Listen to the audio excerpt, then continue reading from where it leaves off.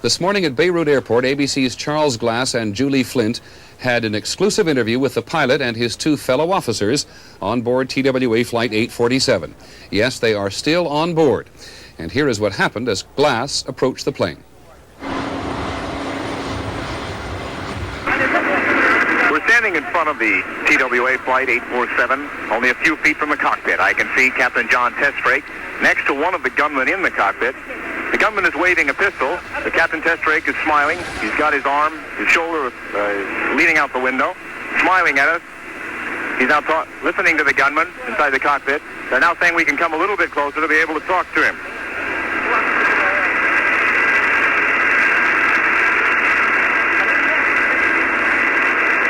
Captain looks swell. Looks like he hasn't shaved in a couple of days, but he looks all right. Thank you, Captain. How do you feel? Fine. We'll ask you more questions when the engines are off because we won't pick up this sound yet. Captain Testrake, can you tell me what has happened to you and what's happening to you now?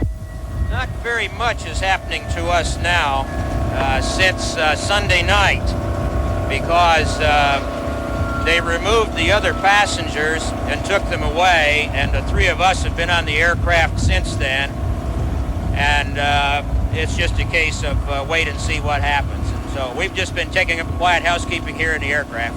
And have you been well treated? Yes. And are you able to eat what you want to eat? Well, they sometimes bring us airline food, and they sometimes bring us Lebanese food, and it's different to us, but it's very delicious. I'd say on the whole, the food is okay. Can you talk to them? Do they speak English? Can you communicate with them? Sometimes better than others. It depends on who's on board. Captain Testrake, do you have any idea what's happened to the passengers on the aircraft? No, except we've been told that they've been taken to a safe place, that they're comfortable and being well taken care of. Do you have any messages for your families?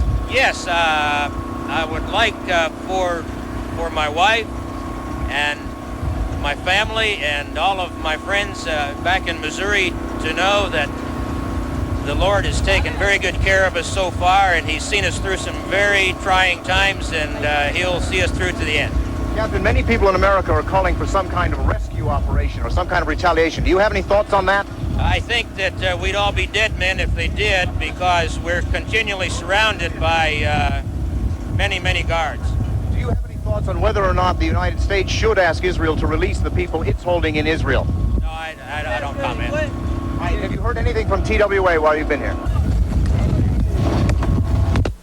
Then we drove away, leaving the plane on the tarmac with the airport looking like what appears normal for Beirut. The rest of the hostages have still been seen only by their captors. Discussions are continuing under Shiite leader Nabih Berri, who is still guaranteeing their safety.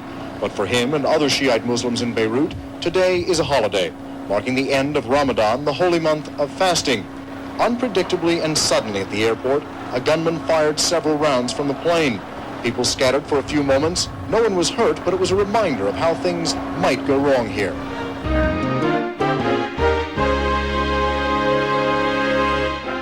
Good evening. The 39 American hostages are out of captivity, out of the Middle East, and on their way home tonight.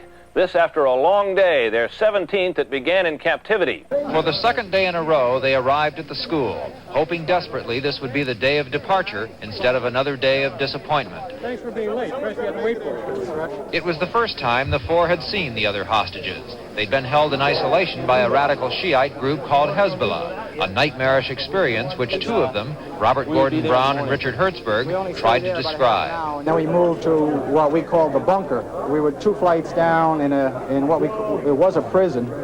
There were actually other prisoners there.